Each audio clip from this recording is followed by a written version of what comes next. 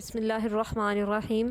ہماؤست یعنی پینتھیزم کے حوالے سے جب ہم مذاہب کی تاریخ کا بغور مطالعہ کرتے ہیں تو ہمیں یہ بات معلوم ہوتی ہے کہ ہر دور میں شرک کوئی نہ کوئی شکل میں موجود رہا ہے۔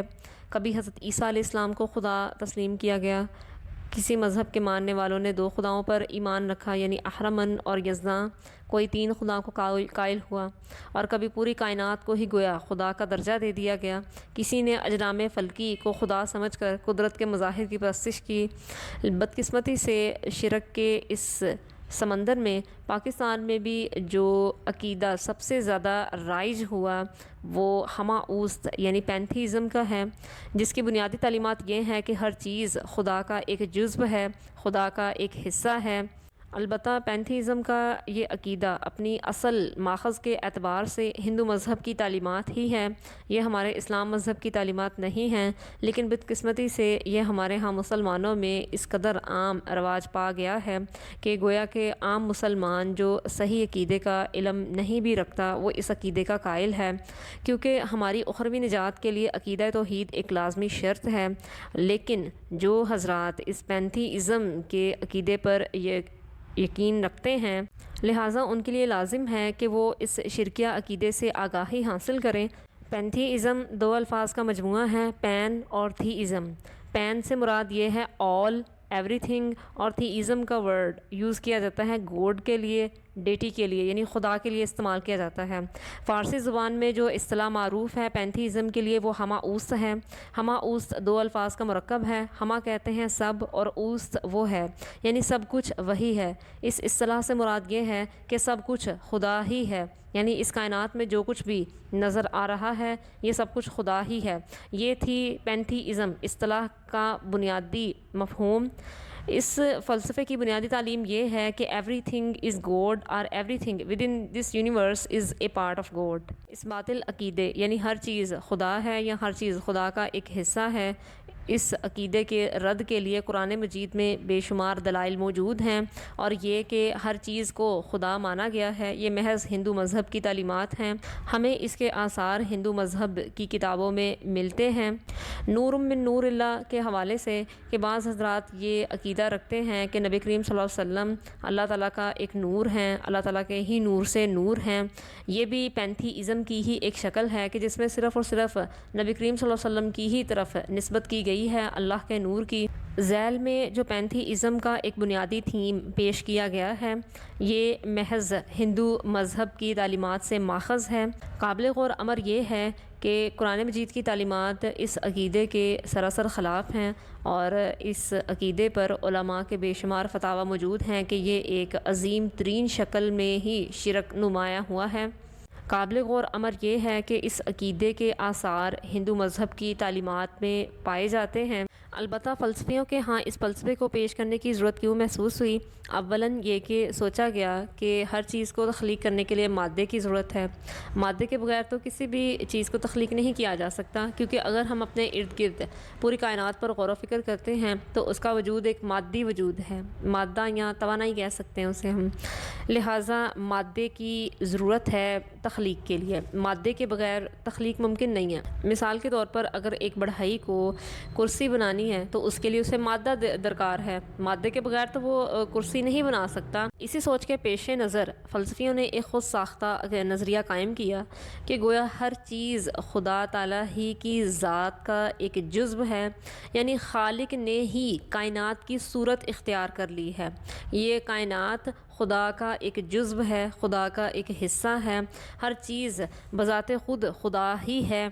اس نظریے کو سمجھنے کے لیے مثال کے طور پر جس طرح برف ہے، برف پگھل کر پانی بن گیا، پھر پانی جو ہے وہ بخارات بن کر بھاپ بن گیا، اب بھاپ دوبارہ پانی بن جائے گی اور پانی دوبارہ جو ہے برف بن جائے گی، گویا یہ ایک قانون بقائے مادہ یعنی law of conservation of matter ہی کی ایک شکل ہے۔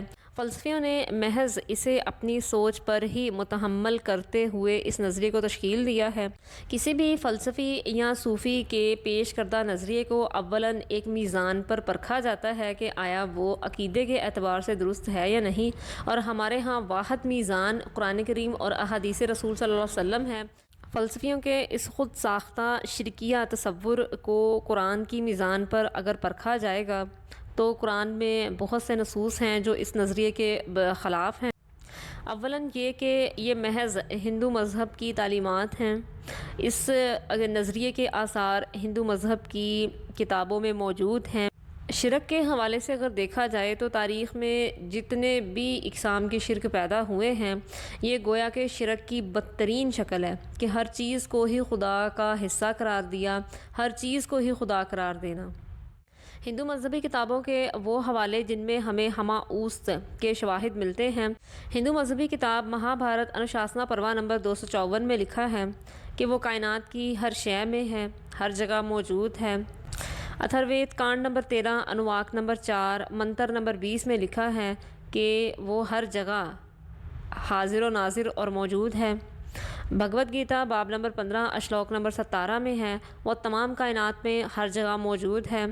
مانڈوکیا اپانشد منتر نمبر 11 میں لکھا ہے، وہ تمام ساکن اور متحرک کائنات میں موجود ہے۔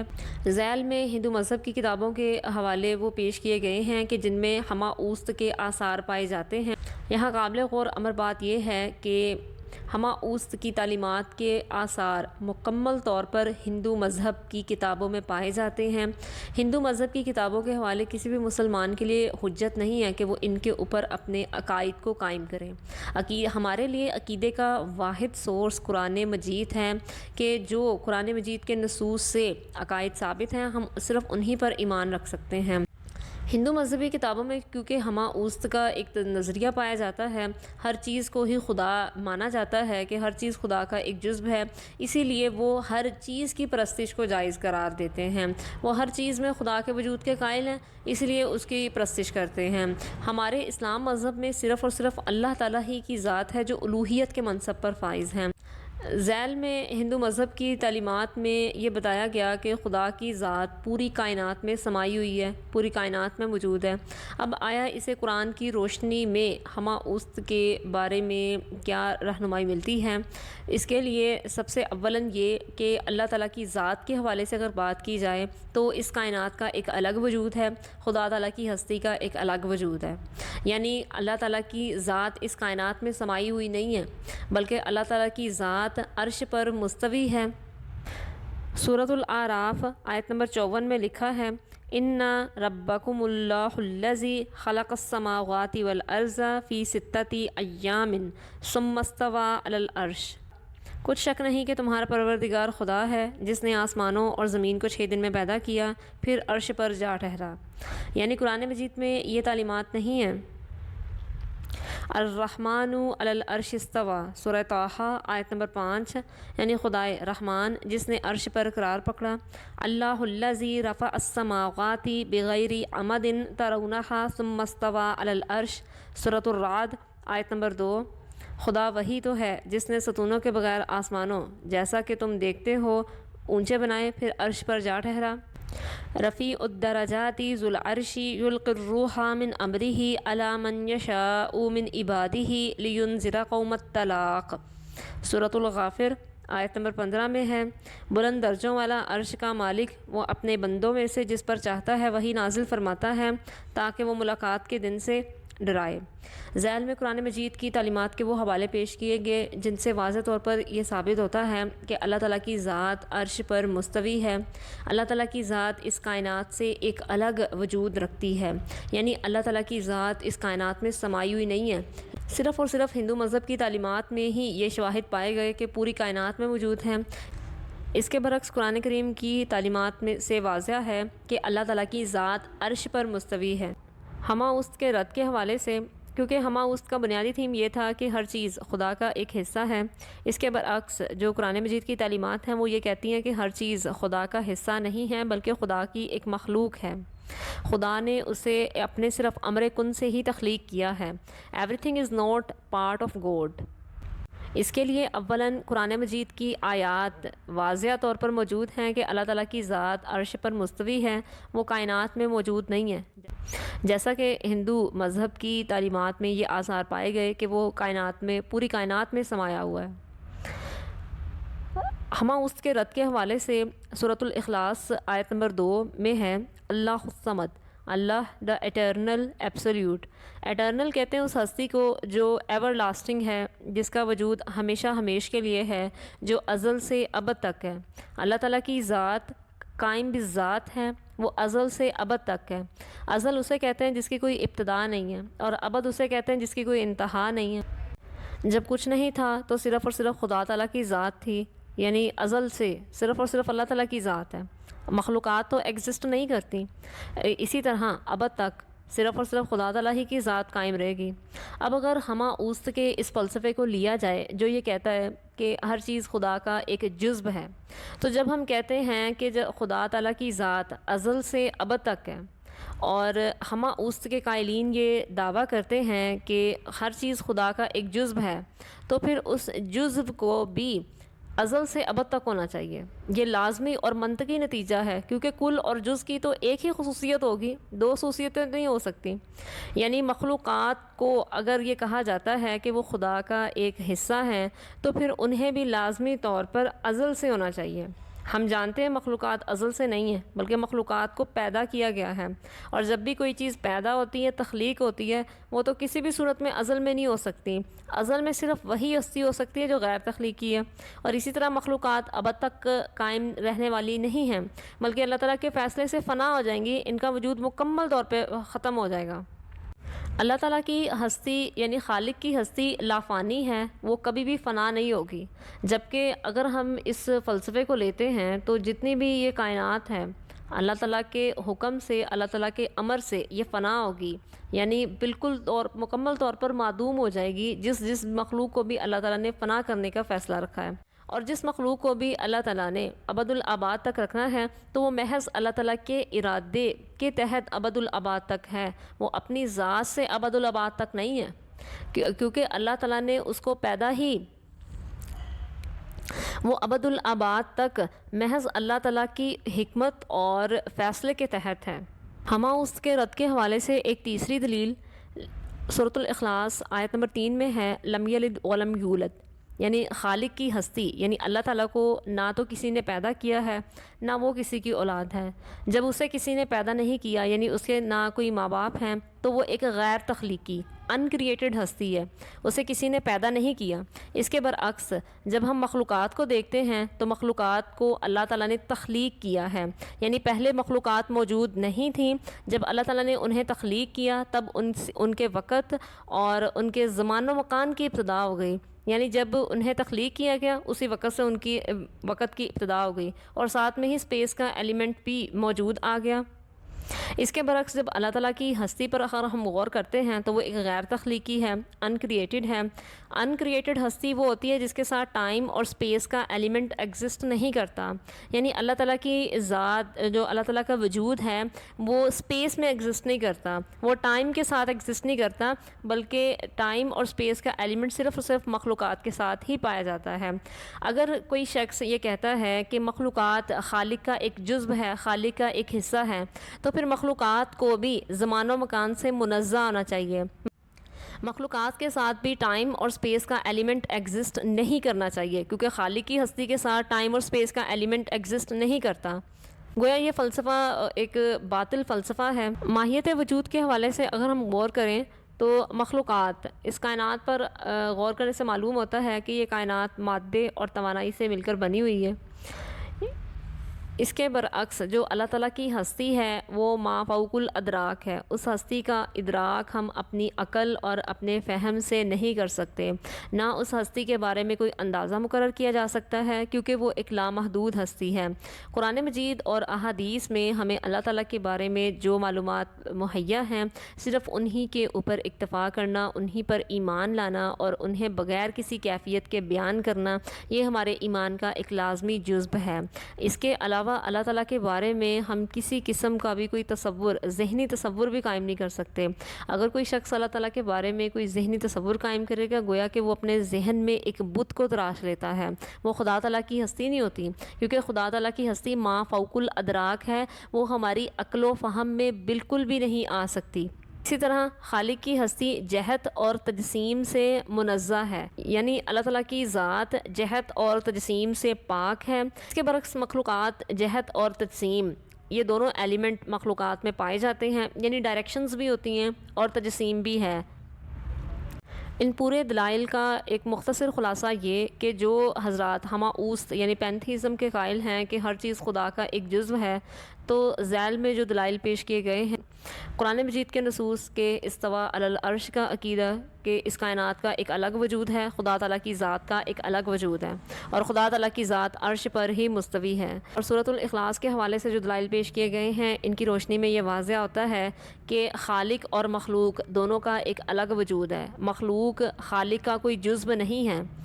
اس کے باوجود اگر کوئی شخص یہ عقیدہ رکھے کہ یہ کائنات اور انسان اور مخلوقات خدا کا ایک جزو ہیں، تو گویا وہ ذاتی اعتبار سے اللہ تعالیٰ کی ذات کے ساتھ شرک کرتا ہے، اور چونکہ پھر وہ اس شرک میں پوری کائنات کو اپنے ساتھ شامل کرتا ہے، اس لیے یہ شرک کی عظیم ترین شکل ہے کہ اس میں ہر چیز کو ہی خدا کا ایک جزو قرار دے دیا گیا ہے۔ المختصر جن فلسفیوں نے ہماؤست یعنی پینتھیزم کے اس فلسفے کو تشکیل دیا، اولاً یہ کہ خدا تعالیٰ کی ذات غیر تخلیقی ہے، اس کے برعکس جو مخلوقات ہیں انہیں پیدا کیا گیا ہے، ان کی تخلیق کے وقت سے ان کی ابتدا ہو گئی ہے، وہ ازل سے وجود نہیں رکھتی۔ اگر وہ خدا تعالیٰ کی ذات کا ایک جزو ایک حصہ ہوتی تو جس طرح اللہ تعالیٰ کی ذات ازل سے ہے، اسی طرح مخلوقات کو بھی پھر لازمی طور پر ازل سے ہونا چاہیے، کیونکہ جب کہا جاتا ہے کہ مخلوقات خدا کا ایک جزو ہے تو پھر کل اور جزو ایک ہی صفت سے متصف ہونی چاہیے تھے، لیکن جب ہم دیکھتے ہیں مخلوقات کی تو ایک ابتدا ہوئی ہے، لہٰذا یہ ازل سے نہیں ہے۔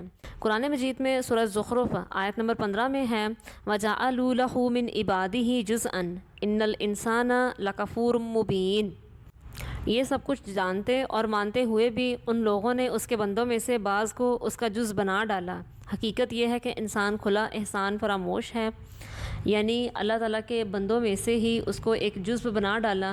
عیسائی مذہب کی تعلیمات پر ایمان رکھنے والوں کا یہ عقیدہ ہے کہ بے شک انسان ہی خدا کا ایک جزو ہے، یعنی حضرت عیسیٰ علیہ السلام کو انہوں نے خدا تعالیٰ کی الوہیت کے ساتھ شامل کرنے کے لیے ہی اللہ تعالیٰ کا ایک خدا تعالیٰ کا ایک جزو قرار دے دیا۔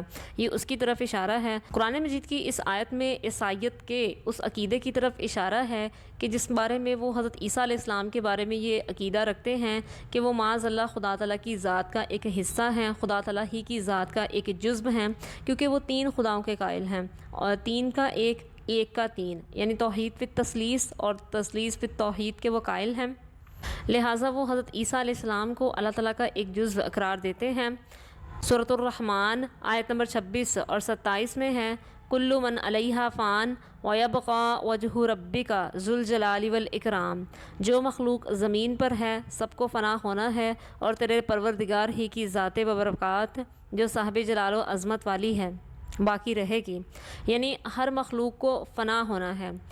اب جب کہا جاتا ہے کہ ہر چیز اللہ تعالیٰ کا ایک جزو ہے، اللہ تعالیٰ کا ایک حصہ ہے، ہماؤست کے قائلین جب یہ باور کراتے ہیں تو جب اللہ تعالیٰ کی ذات ایک لا فانی ہستی ہے، وہ کبھی بھی فنا نہیں ہوگی، تو مخلوقات میں سے تو بہت سی مخلوقات کو اللہ تعالیٰ فنا کر دیں گے تو وہ تو فنا ہو جائیں گی۔ تو اس حوالے سے اگر وہ خدا کا ایک جزو ہوتی وہ تو پھر کبھی بھی فنا نہ ہوتی، کیونکہ وہ تو خدا کا ایک جزو ہے۔ لہٰذا یہ ایک باطل عقیدہ ہے، ایک شرکیہ اور کفریہ عقیدہ ہے، اور یہ شرک کی عظیم ترین شکل میں رونما ہوا ہے کہ ہر چیز کو خدا کا ایک جزو قرار دے دیا جائے، اس کی ذات میں ہی شراکت کرا دی جائے۔ سورۃ الرحمن آیت نمبر 26 اور 27 میں ہے کل من علیہا فان ویبقى وجہ ربک ذو الجلال والاکرام۔ جو مخلوق زمین پر ہے سب کو فنا ہونا ہے، اور تمہارے پروردگار ہی کی ذات ببرکات جو صاحب جلال و عظمت ہے باقی رہے گی۔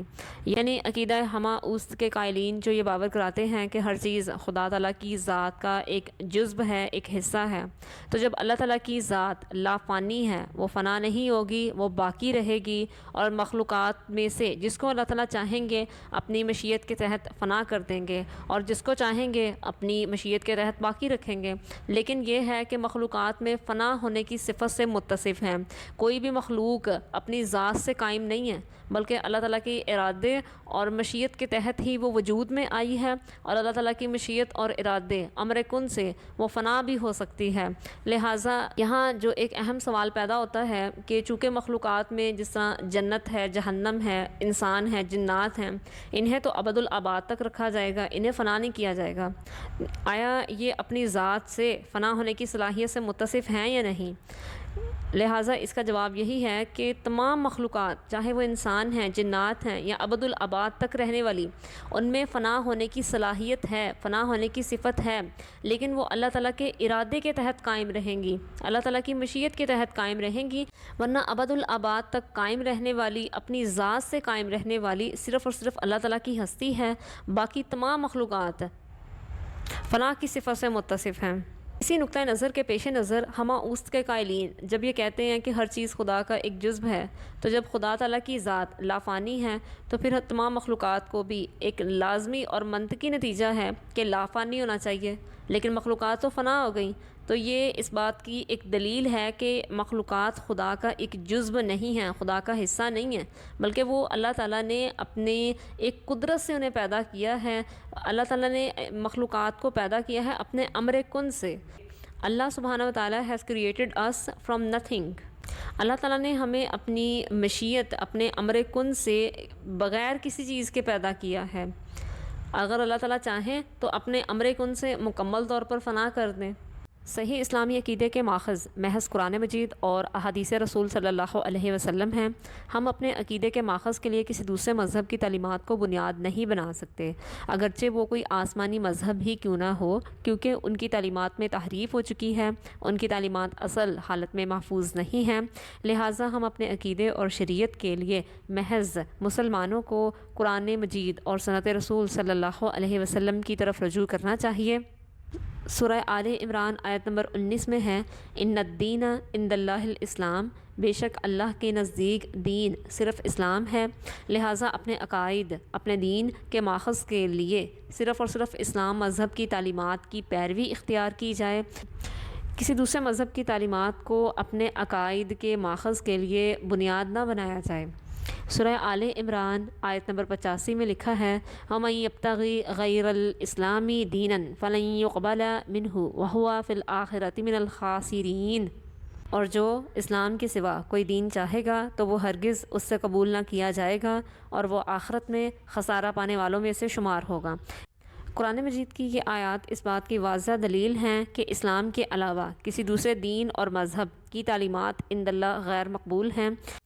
لہٰذا اسی بات کے پیش نظر کہ جب ہمہ اوست کے مکمل طور پر شواہد ہندو مذہب کی تعلیمات میں پائے جاتے ہیں، ایک مسلمان کو اپنے عقیدے کے حوالے سے بہت محتاط ہونا چاہیے اور محض قرآن کریم کی تعلیمات پر ہی اکتفا کرنا چاہیے۔ جب تک کوئی مکمل طور پر بطور عقیدہ اسلام کو اختیار نہیں کرے گا، اس کا کوئی عمل بارگاہ الہی میں مقبول نہیں ٹھہرے گا، اور اسلام سے مراد وہ دین ہے جو نبی کریم صلی اللہ علیہ وسلم لے کر آئے ہیں۔ ہمہ اوست اور وحدت الوجود یہ دو الگ الگ فلسفے ہیں، لیکن عمومی طور پر جب وحدت الوجود کی وضاحت کی جاتی ہے تو اسے ہمہ اوست سے تعبیر کر دیا جاتا ہے۔ ہمہ اوست ہندو فلسفیوں کا ایک فلسفہ ہے، جبکہ وحدت الوجود کے موجد شیخ محی الدین ابن عربی ہیں۔ ان دونوں فلسفوں کا تقابلی جائزہ کرنے سے ان دونوں فلسفوں کی مابین فرق کو واضح کیا جا سکتا ہے۔ ہمہ اوست کا فلسفہ یہ ہے کہ ہر چیز خدا کا ایک حصہ ہے، خدا کا ایک جزو ہے، یعنی ذاتی اعتبار سے ہر چیز کو، کائنات کی یعنی مخلوقات جو بھی ہیں اللہ تعالیٰ نے پیدا کی ہیں، ان کو ذاتی اعتبار سے اللہ تعالیٰ کا ایک جزو قرار دے دیا جاتا ہے۔ اس فلسفے کے آثار مکمل طور پر ہندو مذہبی کتابوں میں پائے جاتے ہیں، یعنی جب فلسفیوں کے ہاں یہ مسئلہ درپیش آیا کہ تخلیق کے لیے مادے کی ضرورت ہے، مادے کے بغیر تو مخلوق کو تخلیق نہیں کیا جا سکتا، اس کائنات کا وجود مادی وجود ہے، توانائی سے مل کر بنا ہے، تو لہٰذا یہ سوچا گیا کہ تخلیق کے لیے بھی مادے کی ضرورت تھی۔ لہٰذا فلسفیوں نے تنگ نظری سے کام لیتے ہوئے ایک فلسفہ تشکیل دیا کہ گویا کہ خالق نے خود ہی مخلوق کی صورت ڈھال لی ہے۔ مثال کے طور پر برف پگھل کر پانی بن جاتا ہے، پانی سے بھاپ بن جاتی ہے، بھاپ پھر پانی بن جاتا ہے، اور پانی سے پھر برف بن جاتی ہے۔ یہ قانون بقائے مادہ کی ایک شکل ہے کہ صرف اور صرف ایک شکل دوسری شکل میں تبدیل ہوتی ہے، لا آف کنزرویشن آف میٹر سے اسے تعبیر کیا جاتا ہے۔ جب ہر چیز کو ذاتی اعتبار سے خالق کی ذات کا ایک جزو قرار دے دیا جاتا ہے تو وہ شرک کی عظیم ترین شکل بن جاتی ہے۔ ہمہ است کے تقابل میں وحدت الوجود کا فلسفہ، جو کہ ایک محض توحید وجودی کا فلسفہ ہے، جو شیخ محی الدین ابن عربی کا اصل مسلک ہے، وہ یہ ہے کہ خالق کی ہستی چونکہ لامحدود ہے اور مخلوقات کا وجود محدود ہے، فینیٹیوڈ ہے۔ مخلوقات کا وجود خالق کی ہستی کے سامنے اس قدر چھوٹا ہے، اس قدر چھوٹا ہے، اس قدر چھوٹا ہے کہ اس کی مکمل طور پر آپ نفی ہی کر دیں، یعنی کمپلیٹ ایبسنس ہی کر دیں، گویا کہ مخلوقات وجود رکھتی ہیں لیکن وہ خالق کے سامنے اس قدر نیست ہیں، اس قدر حقیر ہیں کہ اس کی نفی کر دی جائے اور مخلوقات کو بالکل فرضی وجود کا درجہ ہی دے دیا جائے کہ محض ایک خیال کی مانند ہے، یعنی مخلوقات کا کوئی وجود نہیں ہے، صرف اور صرف اصل وجود جو ہے وہ خالق کی ہستی کا ہے۔ مخلوقات کو نیست کر کے یہ فلسفہ پیش کیا گیا تھا۔ اور مخلوقات کی نفی کا یہ مسئلہ کیوں درپیش آیا تھا؟ کیونکہ شرک فی الوجود پیدا ہو گیا تھا، خالق کی اس ہستی کے سامنے مخلوقات کا بھی ایک وجود آ گیا تھا۔ شرک فی الوجود کی نفی کے لیے، سنبیت کی نفی کے لیے پھر وحدت الوجود کا فلسفہ اسی طرح سے تشکیل دیا جا سکتا تھا کہ صرف اور صرف خالق کی ہستی کو تسلیم کیا جائے اور مخلوقات کی نفی کی جائے۔ یہاں یہ بات قابل غور ہے کہ جو شیخ محی الدین ابن عربی کا اصل مسلک ہے وہ یہ نہیں تھا کہ خالق نے کوئی مخلوق کی صورت ڈھال لی ہے یا مخلوق جو ہے وہ خالق کا ایک حصہ ہے، یہ ابن عربی کی تعلیمات نہیں ہیں۔ ابن عربی کا صرف یہی مسلک تھا کہ مخلوقات کو نفی کر دیا جائے، مخلوقات کی نگیشن کی جائے، تاکہ واجب الوجود ہستی کو ہی وجودی حیثیت سے تعبیر کیا جائے، مخلوقات کو وجودی حیثیت کا درجہ ہی نہ دیا جائے۔ اور وحدت الوجود یعنی ایک وجود، ایک ہی ذات کو جو حقیقی وجود رکھتی ہے، جو قائم بالذات ہے، جو مستقل وجود ہے، جو ازلی اور ابدی ہے، صرف اور صرف اسی ذات کو تسلیم کیا جائے۔